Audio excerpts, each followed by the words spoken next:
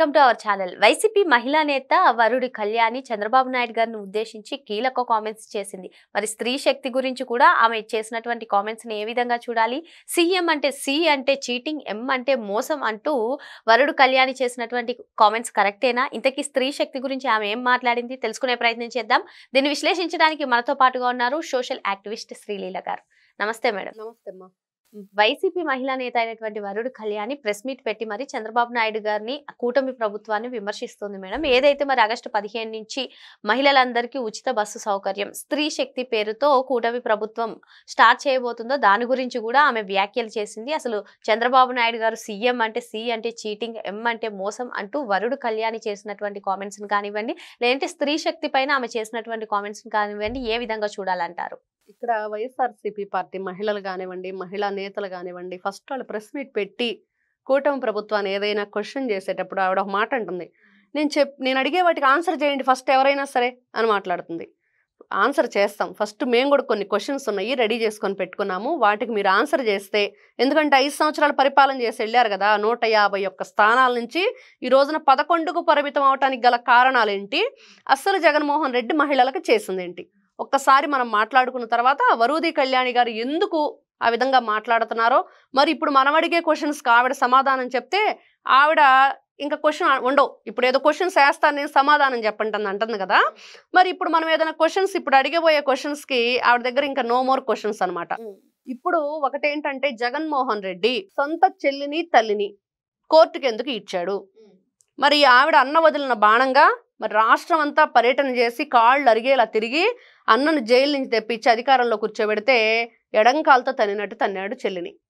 ఈ రోజున ఆవిడ కన్నీటి పర్యంతం, ఎందుకంటే ఇక్కడ ఆవిడ బయటికి పంపించినా పర్లేదు కానీ, ఆస్తుల్లో గొడవలు పడ్డా పర్లేదు కానీ, క్యారెక్టర్ అసాసినేషన్ చేయటం, చీర కట్టుకొని పసుపు చీరల మీద కూడా కామెంట్స్, ఎంత చీప్గా బిహేవ్ చేశాడు జగన్మోహన్ రెడ్డి. ఆవిడ చీర గురించి, ఆవిడ క్యారెక్టర్ గురించి, నారా చంద్రబాబు నాయుడు గారి దగ్గర మోకరిల్లిందన్న పిచ్చి పిచ్చి వాగుడు గురించి, రాజశేఖర్ రెడ్డి రక్తమే కాదని చెప్పేసి, అంటే ఏంటి ఆ మాటకు అర్థం? అంటే నీ తల్లి క్యారెక్టర్ అసాసినేషన్ చేసినట్లేగా నువ్వు అక్కడ. ఇంత ఘోరంగా దిగజారిపోయి మీరు, మరి ఇంకొక వైపు చూస్తే బాబాయ్ కూతురు సునీత, మరి ఆవిడ పరిస్థితి ఏంటి? ఈ రోజున కన్న తండ్రి జయంతి అయినా కూడా ఊర్లో అడుగు పెట్టాలంటే ఆవిడ తల్లి గజగజ వణికిపోతుంది పాపం. అమ్మ తండ్రిని పొట్టన పెట్టేసుకున్నారు, ఉన్నది నాకు ఒక్కగానొక్క కూతురు నువ్వు, నిన్ను కూడా ఎక్కడ చంపేస్తారు అని చెప్పేసి నాకు భయం వేస్తుంది, రావద్దంటే ప్రైవేట్ సెక్యూరిటీని పెట్టుకుంది సునీత గారు.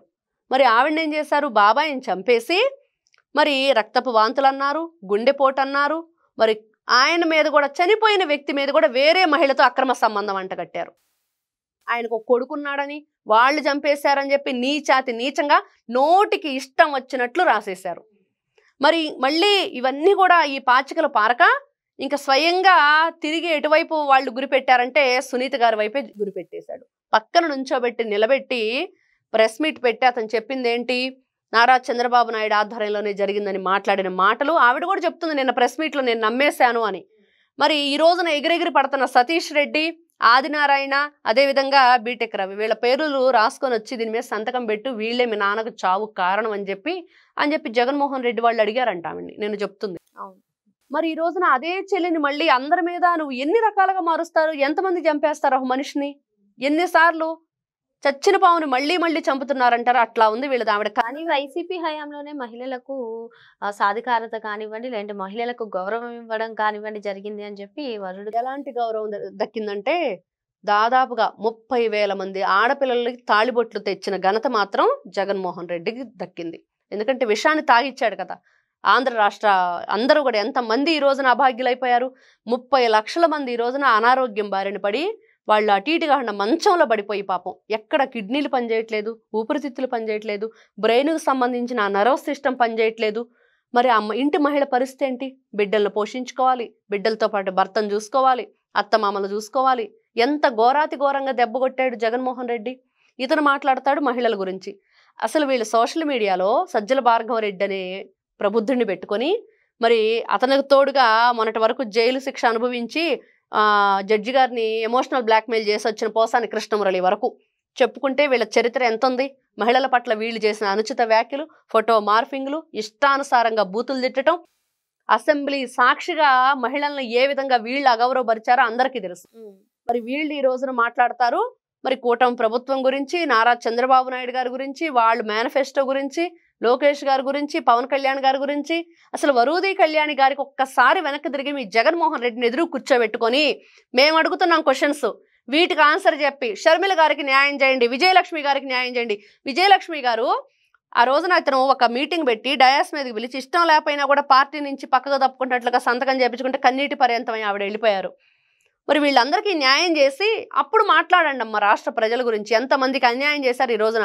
ఒక మహిళ పోలింగ్ బూత్లో కూర్చుంటే ఇక్కడ కొట్టేశారే, తల పగిలిపోయింది ఆవిడకి. అమరావతి మహిళల్ని మీరు ఏమన్నారు, వేస్యలని మీ పేపర్లో మొన్నే కదా రాయించారు, మీ ఛానల్లో చెప్పారు కదా. మరి వీళ్ళు మాట్లాడతారు మహిళలకు ఇచ్చే గౌరవం గురించి. నిజంగానే ఈవిడ మాట్లాడుతుంది జగన్మోహన్ రెడ్డి గారు చేసిన పరిపాలన ఎవరో చేయలేరని. అది మాత్రం అక్షర సత్యం. అదొక్కటి మాత్రం నిజం మాట్లాడారు కళ్యాణి గారు. ఎందుకంటే ఆయనంత అఘాయిత్యాలు, ఘోరాలు, నేరాలు ఏ నాయకుడు చేయలేడు. ఎందుకంటే ముందే ఎప్పుడు చూడలేదంటే ఇట్లాంటి నాయకుడిని.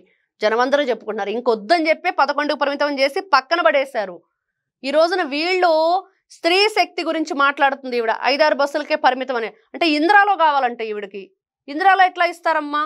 గవర్నమెంట్ బస్సులు. గవర్నమెంట్కి ఈ రోజున ఎంత నష్టం వస్తుంది, దానివల్ల ఎంత వ్యయం ఖర్చు అవుతుంది. అయినా కూడా మన ఆడపిల్లలకి మనం ఇచ్చాము హామీ, తప్పకుండా నెరవేర్చాలి. మరి గతంలో ఈవిడ అంటుంది వేరే స్టేట్లో చేశారు, 4 రోజులకి అమలుపరిచారు, మీరు ఎందుకు అమలుపరచట్లేదని.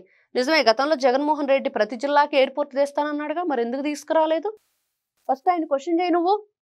మరి అదేదో ఆపరేషన్ దుర్యోధనలో శ్రీకాంత్ చెప్తాడు, హైదరాబాద్కి నేను బీచ్ తీసుకొస్తాను, సముద్రం తీసుకొస్తానని. అలా ఉంది జగన్మోహన్ రెడ్డి పరిపాలన అంతా.